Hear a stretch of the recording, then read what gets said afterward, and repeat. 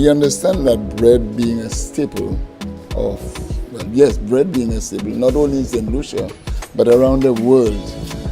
What's the motivation for that decision? I think it's extremely important that St. Lucians understand where we are and what we are doing.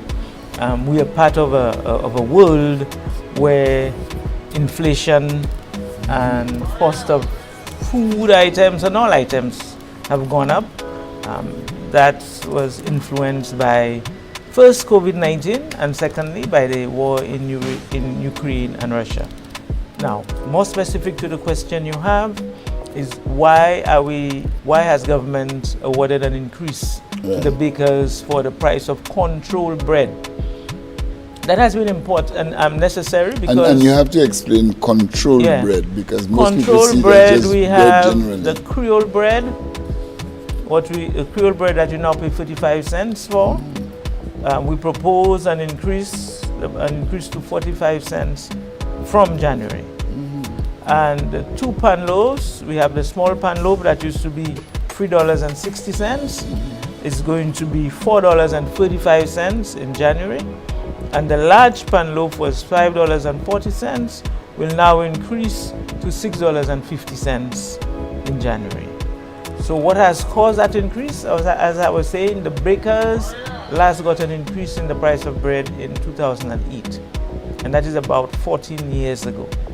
And all of us know that for 14 years, the price, not only the price of flour, but the price of electricity, the price of water, the other ingredients, the labor costs, everything else has increased. So it is extremely important that we be fair to the bakers as well.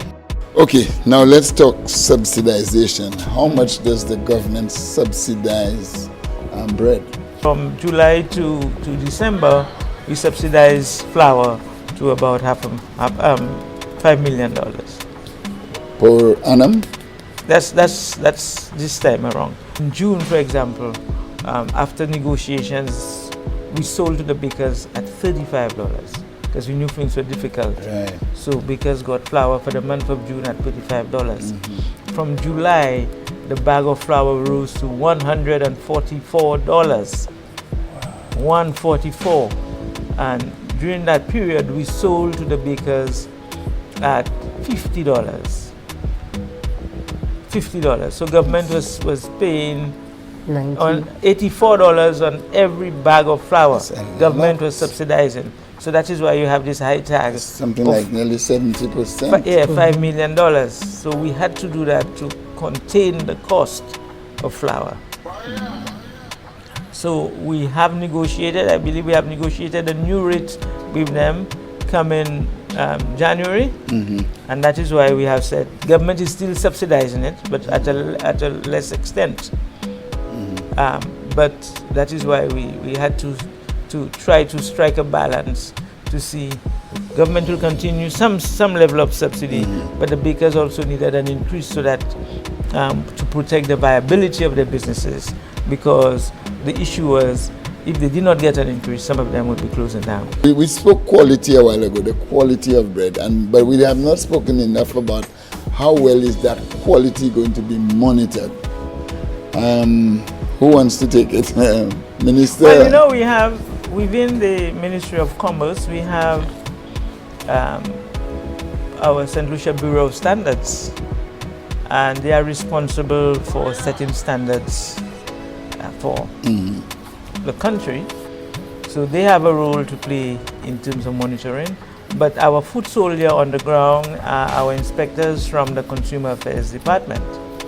And they have the responsibility to visit not only the bakeries, but also the supermarkets, to look at the bread that's there to ensure that we have the right weight. Because, for example, there is a weight.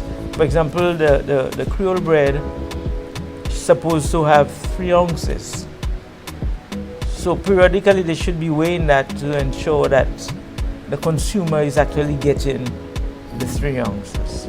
So it is a big issue for us, especially now with the price increases and so on. We've spoken to the association and we're hoping that persons would comply, the bakers would ensure that they give the consumer the right weight and a good quality of bread. Right. A good quality.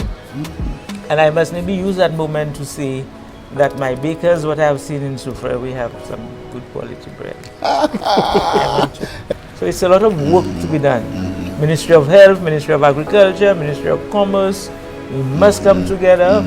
And Parent Teachers Association, the nutritionists in the schools, we need to come together to speak as a country as to how we remain healthy and the whole issue of food security. We need to put it on the table and have a serious conversation.